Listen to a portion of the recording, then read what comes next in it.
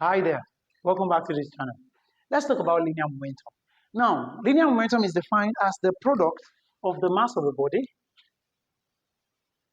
and its velocity, and it is denoted by small letter p. Remember, the big capital letter P is used for pressure,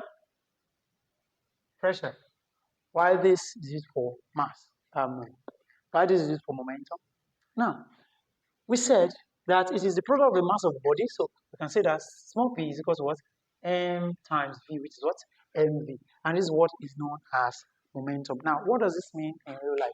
Now, the amount, it simply means the amount of mass is the quantity of atom, the quantity of matter in the substance, right? So the quantity of matter that is moving times the speed as at which it is moving is what momentum is. So the higher the mass, the higher the momentum, and the higher the speed as well, the higher the momentum.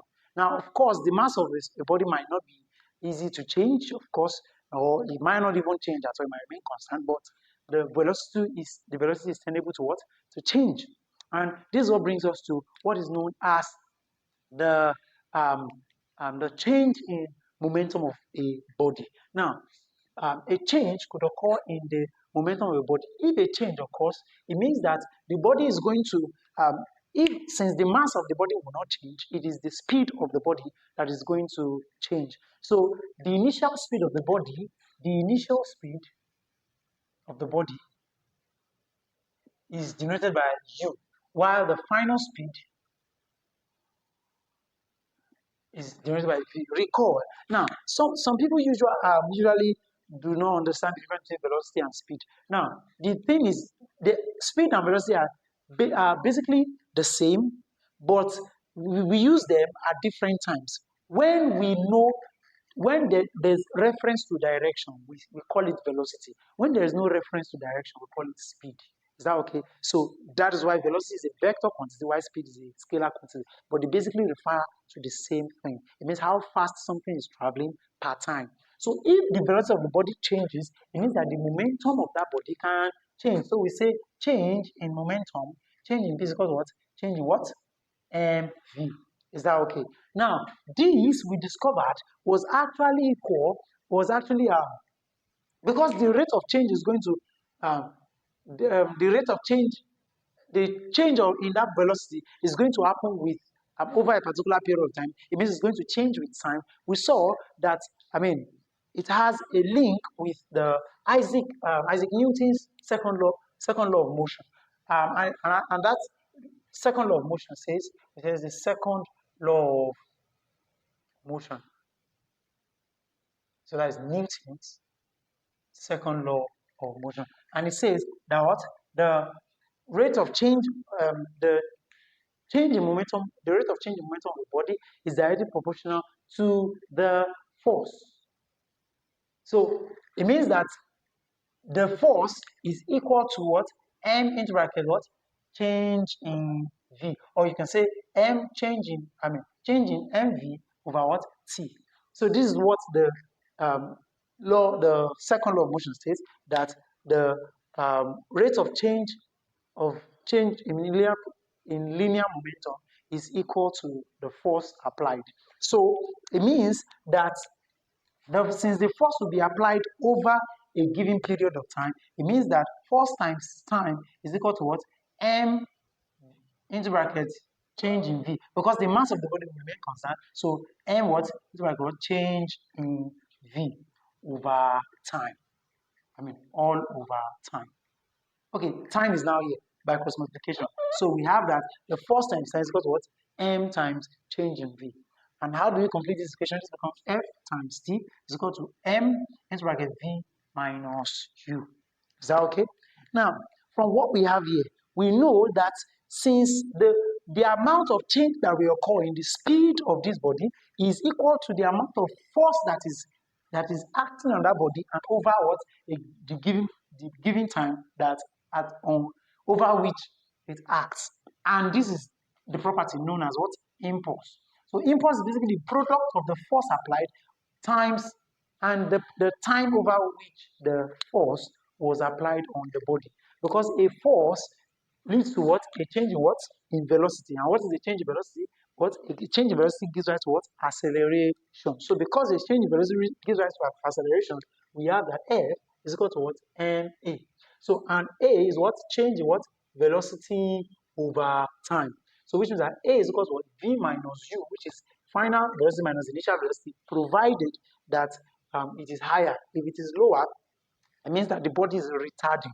Is that okay? But we are accelerating, meaning that our final velocity now, our new velocity is going to be higher than our initial velocity over t. So we plug this into this equation so that we have F will be equal to what? M into bracket what? V minus U over t. And if you look at this very well, it is so much alike to what we had here before. So force times time is called what? Impulse. And impulse is equal to what? The impulse is equal to what? The change in momentum. Impulse is what?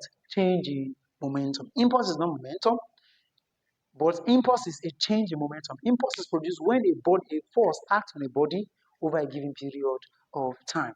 Now, when bodies move, they could collide with other bodies. When bodies move, they could collide with other bodies. And this is what leads us to what? Collision. Collision.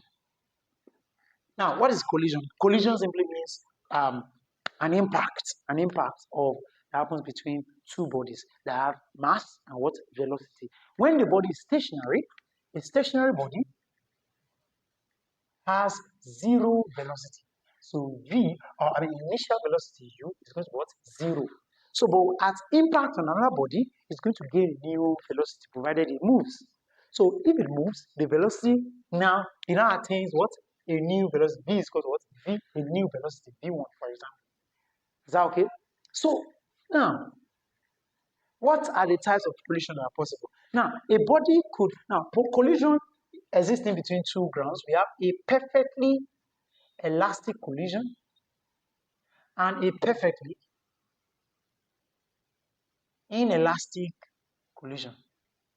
Now, this is the reason why we have perfectly and inelastic collision. First, know that in reality, no collision is perfectly elastic and no collision is perfectly inelastic.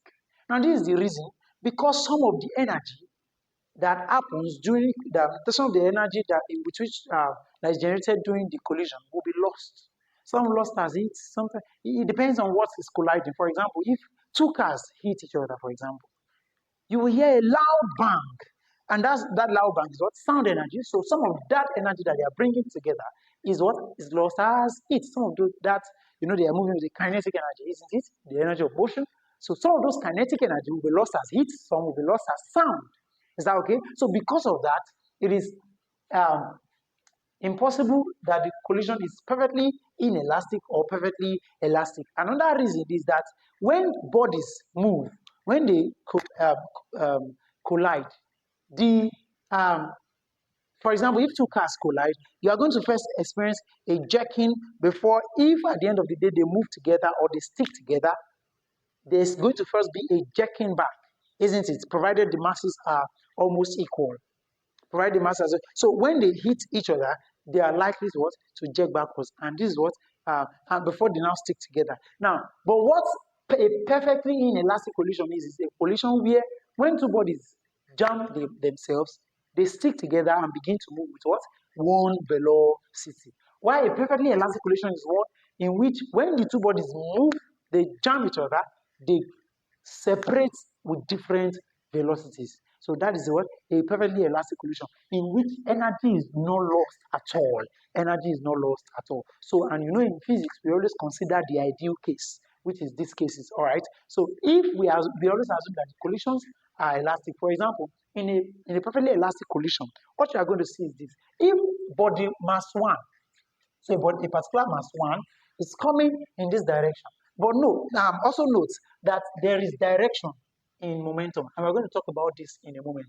But let's talk about this first. If this body is moving in this direction with a particular initial velocity u, and this body is also moving, let's say even in this direction, so particular velocity u2. So this will be u1, and this will be m1. This guy will be m2. This will be u2. If they hit each other, for example, they are going to continue in that direction, isn't it? And if they continue in that direction, they are going to likely, if they stick together, for example, if they stick together, what you will have is that both of them, it is an inelastic collision if they stick together. Elastic, I mean, they won't bounce apart. Is that okay? So if they stick together, mass 1 remains mass 1, and mass 2 remains mass 2. The mass does not change. The only thing that happens is now that if they stick together, they are going to move with what? A common velocity. Both of them are going to move what? With what? A common velocity in the same direction. But if it was an inelastic collision, so this is the case of inelastic rather. So if it were an elastic collision, both bodies will jerk to different directions. This one is the case of elastic now. Elastic. So M1 will go this way and M2 what? Will continue in the direction which it was moving before. Is that okay? That is what? An elastic collision. In a perfectly elastic collision, they will bounce apart. Now, what do we have as an equation? The law, since we are assuming that it is a perfectly elastic collision, the law of conservation of momentum, the law of conservation of momentum, this is still recording. The law of conservation of momentum says that the total initial momentum is going to be equal to the total final momentum. So if body 1, mass 1, is moving with a velocity of this, it means that, first, what that law says that the total momentum before, that is the initial momentum, P1 of mass 1, so Pi of mass 1, so of M1, how do we state that? P1 Pi of 1, that is the initial momentum of the first body, plus the initial momentum of the second body is going to be equal to what? The final momentum, Pf now, of the first body plus the final momentum of the second body, Pf1, Pf1 and Pf2. What does this mean? Is that the total initial momentum must be equal to what? The total final momentum. Now, what does this translate to in the equation? What is momentum of the initial body? It's going to be what? Mi1, M1, U1. Is that okay? That's Pi1, M1, U1. U because it is initial velocity. Plus what? M2, U2 will be equal to what? The final, what? M1 does not change, but V has now changed. If it was a perfectly elastic, they will gain a different velocity, a new velocity, plus M2, U2. And this is what? The law of conservation of momentum. Now, in a perfectly elastic collision still, the law of conservation of energy, of which energy now? Holds, of kinetic energy. The law of conservation of what? Kinetic energy also holds. So that you recall that kinetic energy is equal to what? Recall that kinetic energy, Ke, is equal to what? Half mv squared. So if the body was moving with, the first body was moving with m1, u1 before, it means that we are going to have the kinetic energy is equal to what? Half m1 u1 squared plus this body that was moving with half m2 u2 squared, that the total K here is going to be equal to the Ke at the end of the collision, after the collision. So we're going to have half M1V1 squared plus half M2V2 squared. Is that okay? So, and this is the law of conservation of what? Kinetic energy. Now, this is what will be the case for an elastic collision. Remember, an elastic collision. Now, how about an inelastic collision? In an inelastic collision, remember they will stick together. Now, when they stick together, what will happen? We're going to have that in an inelastic collision. What will happen is this: that the total momentum at the beginning is going to be equal to, this is still going to hold, but now what we're going to have is M1 U1 plus M2 U2 will now be equal to what? M1 V, because they will have a common velocity. If they stick together, it will be as though one is pushing the other and they are moving at the same speed. So M1 V plus what? M2 V. Now, since V is common, we can collect them together mathematically.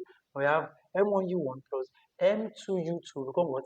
M1 plus M2, because V is what's common. And this is what? The law of conservation of what? Linear momentum in inelastic collision. Now, how about the kinetic energy that will be conserved also? I'm still going to have the same thing, half M1U squared, M1U1 squared plus half M2U2 squared will be equal to what? Half M1 V. Now, because they are moving with equal velocity, M1V squared plus half M2V squared. Now, V squared is common, so we're going to have what? Half M1U1 squared plus half M2U2 squared is equal to what? Half is common and V squared is common, so we can collect both of them.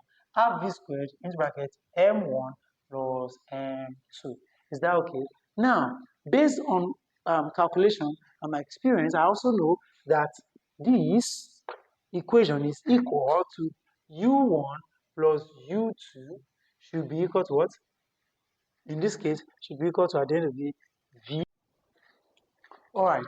Remember we talked about the fact that direction was actually a very important concept in this linear momentum. Now, if it is traveling, if the body you are given in question is traveling in the eastward direction, it's going to be treated as positive. Is that okay? If it was traveling in the opposite direction, it will be treated as what? Negative. And those are the two, because it is usually, since it is linear momentum, translational motion is usually observed. So of course, there is the 2D version of linear momentum, and we will get to that in further videos. But basically, for the purpose of your JAM, many of your exams, your lower level exams, you are going to be dealing with only the eastward and the the X-plane, the horizontal components, the translational motion, linear component of momentum. All right, let's consider this question. It says a 2 kg trolley traveling with a velocity of 8 meters per second. So what we do is we go by the heuristic method and write the parameters we have. So what do we have? We have given the mass M1, that is the mass of the first trolley, is what? 2 kg. Traveling with a velocity, so it was moving with U1, which is what? 8 meters per second. Collides with and sticks to an identical. So it says it collides with it and sticks to it. So it's telling us that it's perfectly inelastic now. If it sticks to it, right? Not elastic. Elastic means to rebound off, right? With a bounce off. Why here it says it sticks to it, so it is perfectly inelastic. Now, it is perfectly inelastic. It's not stated. It will not be stated in most of your question. So it is eyeballed because they expect you to understand. If you hear it sticks to it. Is that okay? Sticks to an identical stationary trolley. So M2, okay, it says it is identical. So mass 2, what? The same thing, 2 kg. And it is stationary. U2, what? 0. It means that the body is at what? Inertia. It's not moving at all. Calculate the velocity with which they move after the collision. All right, let's go on to that. The first thing you should recall is that we said that M1 M1U1, the initial momentum of the first body plus the initial momentum of the second body must be equal to the final momentum at the end. So M1, M2, because they are going to move with a common velocity if they stick together. So this is the formula we're using. Is that okay? So we have M1, which is 2 into bracket 2 times U1, 8, plus M2, which is 2 still, times 0, which is going to be 0 at the end of the day. Then you have 2 plus 2 here, into bracket V. Is that okay? So this gives us 0, so we have this by this was 16 is equal to 2 plus 2, which is 4V. So divide this by 4, and we have what V is equal to 4 meters per second. So this is the speed with which they move after collision. All right. Now, what is the second question? It is loss. We should calculate the loss in kinetic energy. The loss in kinetic energy means what is the difference between the initial kinetic energy and the final kinetic energy. All right, let's talk about the initial kinetic energy. Now, what is the initial kinetic energy? Initial K of the system. So for M1, its own for the first trolley, the KE of first trolley is going to be, so KE1 is going to be what? Half mu squared. Is that okay? So that we have 1 over 2 times m1u1 squared. Is that okay? So that will be 2 times 8 squared. That will be 64. 8 squared. So we have half. This takes care of this. So we have 8 squared, which is what? 64 joules. Remember, energy is measured in joules. Then for M2, so that will be what? KE2 equal to what? Half M2U2 squared. So that was 1 over 2 times 2 times U, which is 0. Is that okay? 0 squared. Everything is going to go 0. Is that okay? So it means that the total kinetic energy, total initial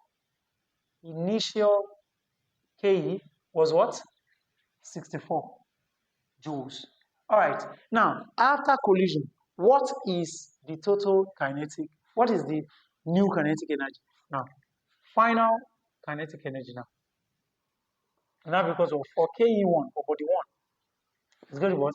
Half M1 V1 squared. Is that okay? Because 1 over 2 times M, which is 2, times V. Now, they are moving with what? 4 meters per second. So that's 4 squared. Here, we have 4 squared because what? 16. Then, now, observe clearly that M masses are equal, isn't it? So if masses are equal and they are moving with equal velocity, what does that mean? It means that for the other body, KE2 will be equal to what? 16 as well. So 16 plus 16, the total kinetic energy is going to what? 32. So what is now the loss in kinetic energy? So we have what? The first kinetic energy, initial, KE initial minus KE final. So what do we have? 64 minus what? 32 joules. And that gives us what? 32 joules. And that is the loss in kinetic energy. This brings us to the end of the linear momentum. In further videos, I'm going to solve some more questions on linear momentum. See you there. God bless you.